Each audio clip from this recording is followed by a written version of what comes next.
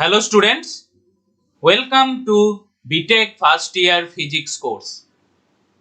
In the last class, we have discussed some examples of constant motion, what are constraints and constant force, right? Now today, I am going to discuss different types of constant equation. Now to understand the constant motion of a body, one has to construct equation of constraint connecting the position or coordinates of the body. Okay. Now let's understand that. Now the equation of constraint can be divided into two categories. One is holonomic constraint equation and another one is non-holonomic constraint equation. So when a constraint can be expressed as an equation connecting the position or coordinates of the particles and also time when required is actually called holonomic constraint equation. And here equation of constraint is independent of velocity of the particles. Okay. Now when a constant cannot be expressed as a proper equation and it involves inequality, then it is called non-holonomic constraint equation. And here constraint equation is dependent on the velocity of the particles. Now holonomic constraint can be divided into another two categories. One is scleronomic constraint, another one is rehonomic constraint equation. So scleronomic constraint is that constraint that does not explicitly dependent on the time. And rehonomic constant explicitly depends on time. Okay. Now let's understand how to construct holonomic and non-holonomic constraint equation. So to do that, let's consider a sphere and a ball is placed on the top of the sphere and the sphere is fixed on the surface. Okay. Now if we give a gentle touch to the ball, then the ball will move like this on the surface of the sphere, and after that from here it will leave the surface of the sphere and fall down, right? Now initially the ball is at x1, y1, z1 point, then at later time it is at x2, y2, z2 and then at x3, y3, z3 points.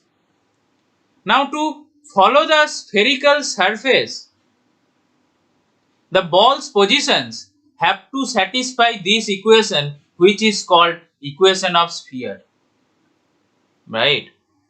That means we have to get first equation like x1 square plus y1 square plus z1 square equal to a square at first position, and here a is the radius of the sphere. Then at x2, y2, z2 point, the equation has to be x2 square plus y2 square plus z2 square equal to a square. And similarly at x3, y3, z3, the equation has to be x3 square plus y3 square plus z3 square equal to a square, right? Now in terms of spherical coordinate, the form will be like this: r square equal to a square, where r is the radial component of the spherical coordinate. So these equations satisfy the condition for holonomic constraint equation, because here this is a exact equation form, right? Thus the motion of a particle constrained to lie on the spherical surface is subject to a holonomic constraint. Okay. But when the particle is able to fall off the sphere under the influence of gravity, the constraint becomes non-holonomic constraint, and the inequality is of this form. So after leaving the surface of the sphere, the particle will follow r square minus s square greater than 0 inequality, right? And at the point where the particle is just leaving the surface of the sphere, the equation of constraint will be r square minus x square equal to 0. So as a whole, we can write r square minus s square greater equal to 0, right? So this is the non-holonomic constraint equation. Now let's understand how to construct scleronomic and rehonomic constraint equation. Now equation of constraint for motion of the bob in a simple pendulum can be written like this. So here we are considering that the pendulum is oscillating in YZ plane and the trajectory of the bob is like an arc of a circular path, right? Thus, each and every point on this arc of the circle can be described as this equation, because this is a equation of a circle. Here L is the length of the string, which is basically the radius of the circular path, and this rigid point is at origin. Now you can see this equation is not dependent on time explicitly. So it is an example of scleronomic constraint equation.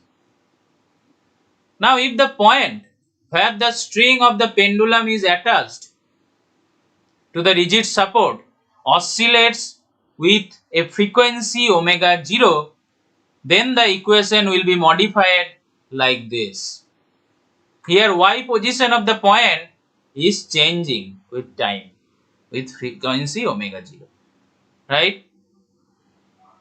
Now you can see this equation is explicitly depends on time. So it is an example of rehonomic constraint equation.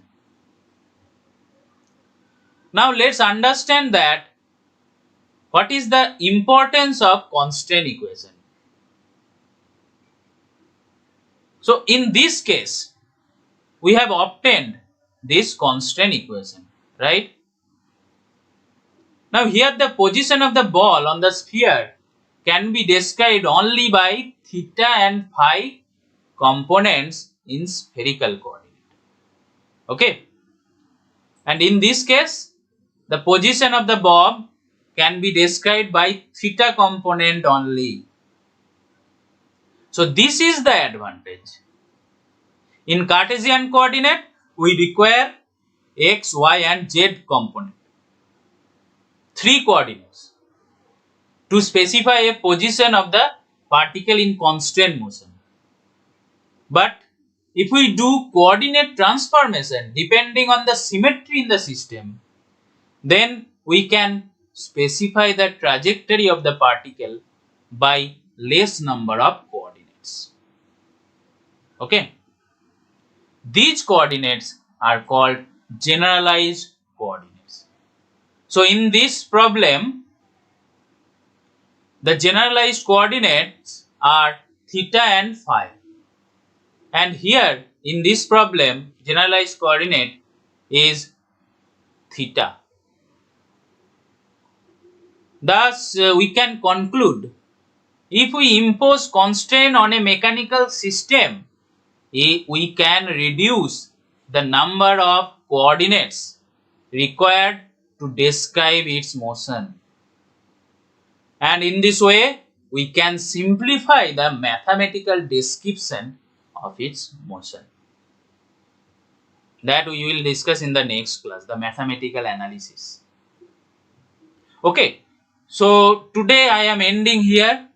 In the next class, we will discuss few examples of mathematical analysis of constrained motion.